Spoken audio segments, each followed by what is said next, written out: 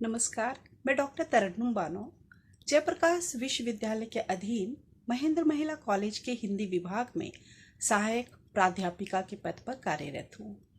मैंने अपने पिछले वीडियो में निर्गुण भक्ति धारा की धारा ज्ञानेश्वरी धारा पर विस्तार पूर्वक चर्चा किया था। आज के अपने इस वीडियो में मैं निर्गुण भक्ति धारा की दूसरी धारा प्रेम मार्गी धारा पर विस्तार पूर्वक चर्चा करने जा रही हूँ। आप लोग इसे ध्यान से देखिए, सुनिए, समझिए और याद कीजिए। धन्यवाद। आज ऑनलाइन कक्षा संचालन में बीए प्रथम वर्ष हिंदी प्रतिष्ठा पेपर 1 के अधीन पाठ्यक्रम हिंदी साहित्य का इतिहास के अंतर्गत निर्गुण भक्ति धारा की दूसरी उपधारा प्रेमाश्रयी काव्य धारा पर विचार किया जाएगा। साथ ही इस धारा की प्रमुख विशेषताओं एवं इस धारा की प्रमुख कवियों पर भी विचार किया जाएगा। अब हम निर्गुण प्रेमाश्रयी काव्य धारा पर विचार करेंगे। भक्ति आंदोलन इतना व्यापक था कि इसमें हिंदुओं के साथ मुसलमान भी सामने आए। सूफी यद्यपि इस्लाम धर्म के मतानुयायी थे, किंतु अपने दर्शन एवं साधना पद्धति के कारण भक्ति आंदोलन में इनका विशेष स्थान है। आचार्य रामचंद्र शुक्ल जी ने जायसी आदि सूफी कवियों को तुलसीदास, कबीरदास, सूरदास की कोटि में रखा है।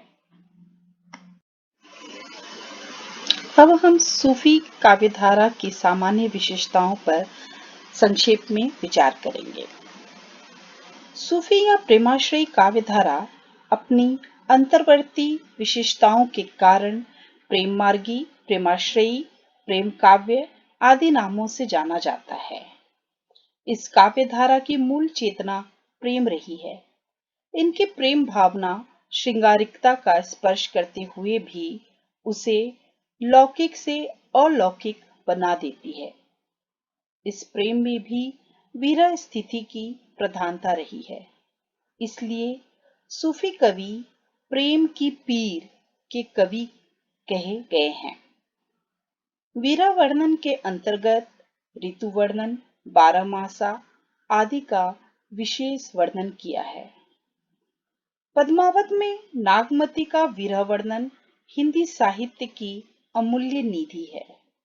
सूफी मुसलमान थे, किंतु इन्होंने प्रायः भारत में प्रचलित लोक कथाओं को अपने प्रबंध काव्य का आधार बनाया। उस कथा को बड़े कौशल से सूफी मत के अनुकूल रूपायित किया है। उनके काव्यों में भारतीय संस्कृति सुरक्षित ही नहीं रही, बल्कि समृद्ध भी हुई है। मानवता के सामान्य भावों को अपने काव्य के द्वारा चरितार्थ किया। इन्होंने मनुष्य के भीतर छिपे प्रेम की रचनात्मक शक्ति को पहचाना और युगीन आवश्यकताओं की जमीन पर उसका प्रतिपादन किया। सूफी द्वारा रचित प्रेमाख्यानों पर भारतीय आख्यान परंपरा के साथ साथ फारसी की मसनवी शैली का भी पर्याप्त प्रभाव रहा है। ये प्रभाव विषय वस्तु एवं शिल्प दोनों स्तरों पर दिखाई देता है। इनके प्रबंध काव्य मसनवी शैली में रचित है, अर्थात सर्गबद्ध नहीं है। काव्य को घटनाओं के शीर्षक में विभाजित किया है। दोहा, चौपाई एवं कुंडलिया इन कवियों द्वारा प्रयुक्त प्रमुख छंद है। सूफी काव्य में रहस्यवाद को भी देखा जा सकता है। इनका रहस्यवाद भावनात्मक है। हठ योग की अनेक बातों का समावेश सूफी कवियों के रहस्यवाद में मिलता है, जो सिद्ध नाथों के प्रभाव से उनके साहित्य में आया है। सूफी काव्य के साथ साथ शुद्ध लौकिक प्रेम आख्यानों की भी परंपरा चलती रही है। सूफी कवियों ने इसी आख्यान परंपरा का उपयोग किया और उसे सूफी सिद्धांतों के ढांचे में इस सफाई से गढ़ा कि कथा प्रतीकात्मक हो गई। सूफी कवियों की भाषा, अवधि है। वे जनमानस के कवि है। अब हम प्रेमाश्रयी शाखा के प्रमुख कवियों पर विचार करेंगे। तो सबसे पहले हम मुल्ला दाऊद, जिनका समय 14वीं शताब्दी था, उन पर विचार करेंगे। मुल्ला दाऊद या मौलाना दाऊद की रचना चंदाइन से सूफी प्रेमाख्यानक काव्य परंपरा का आरंभ माना जाता है। चंदाइन का रचना काल 1379 ईस्वी है। यह काव्य बहुत लोकप्रिय और सम्मानित था। चंदाइन पूर्वी भारत में प्रचलित कथा लौरिक, उसकी पत्नी मैना और उसकी विवाहिता प्रेमिका चंदा की प्रेम कथा पर आधारित है। बीच बीच में चंदा को भी इस काव्य में पद्मावत की भांति अलौकिक सत्ता का प्रतीक बनाया गया है। चंदाइन की भाषा परिष्कृत अवधी है। मुल्ला दाऊद के पश्चात अब हम प्रेमाशी शाखा के दूसरे कवि कुतुबन पर विचार करेंगे, जिनका समय 15 से 16वीं शताब्दी के बीच माना जाता है। कुतुबन चिश्ती वंश के शेख बुरहान के शिष्य थे और जौनपुर के बादशाह हुसैन शाह के आश्रित थे। चौपाई दोहा के क्रम में कुतुबन ने मृगावती की रचना 1503 या 1504 ईस्वी के लगभग की थी। इसमें चंदन नगर के राजा गणपति देव के राजकुमार और कंचनपुर की राजकुमारी मृगावती की प्रेम कथा का वर्णन है। इसमें नायक मृगी रूपी नायिका पर मोहित हो जाता है और उसकी खोज में निकल पड़ता है। अंत में शिकार खेलते हुए सिंह द्वारा मारा जाता है। यह रचना अनेक कथानक रूढ़ियों से युक्त है। इसकी भाषा प्रवाहमयी है। मुल्ला दाऊद एवं कुतुबन के बाद अब हम प्रेमाश्रयी काव्यधारा के प्रसिद्ध कवि मलिक मोहम्मद जायसी पर चर्चा करेंगे, जिनका समय 16वीं शताब्दी के आसपास माना जाता है। जायसी हिंदी के सूफी काव्य परंपरा के कवियों में सर्वश्रेष्ठ है। ये अमेठी के निकट जायस के रहने वाले थे, इसलिए इन्हें जायसी कहा जाता है।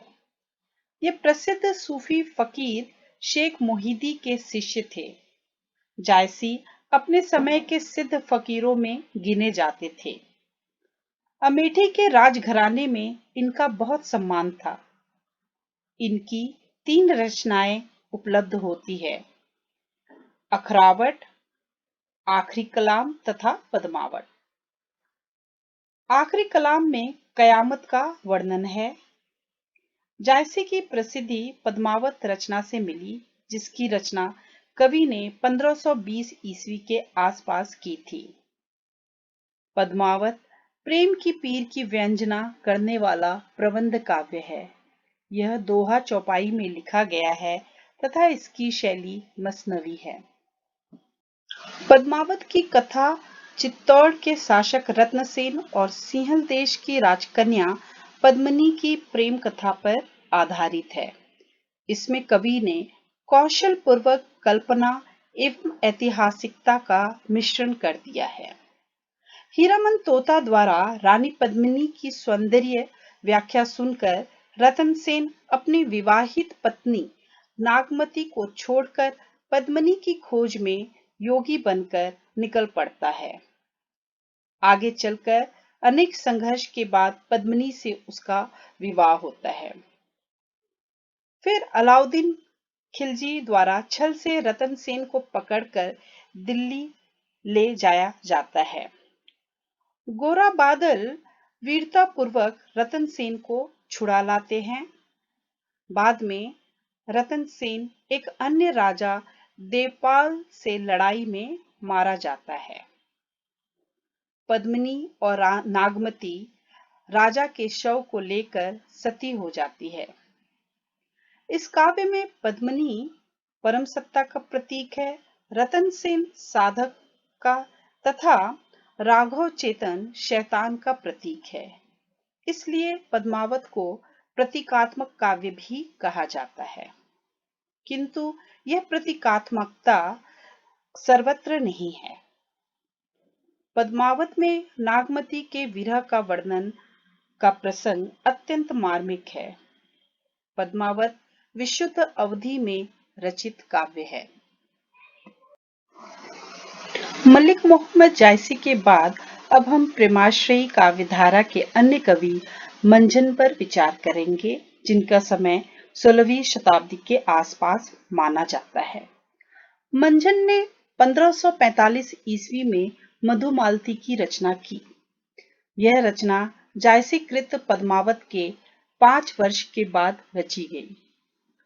मधुमालती में नायक को अप्सराएं उड़ाकर मधुमालती के चित्रा सारी में पहुंचा देती है। वहीं नायक नायिका को देखता है तथा दोनों के बीच प्रेम पनपता है। मंजन ने इस काव्य में प्रेम का उच्च आदर्श रखा है। मंजन के पश्चात अब हम प्रेमाश्रयी कवि उस्मान पर विचार करेंगे, जिनका समय 16वीं-17वीं शताब्दी के बीच माना जाता है। उस्मान कवि की चित्रावली 1613 ईस्वी में लिखी गई। ये जहांगीर के समय के कवि थे तथा गाजीपुर के रहने वाले थे। चित्रावली की कथानक कल्पना आश्रित है। इसमें नेपाल के राजकुमार सुजान एवं रूपनगर की राजकुमारी चित्रावली के साथ विवाह वर्णन अत्यंत सरल रूप में हुआ है।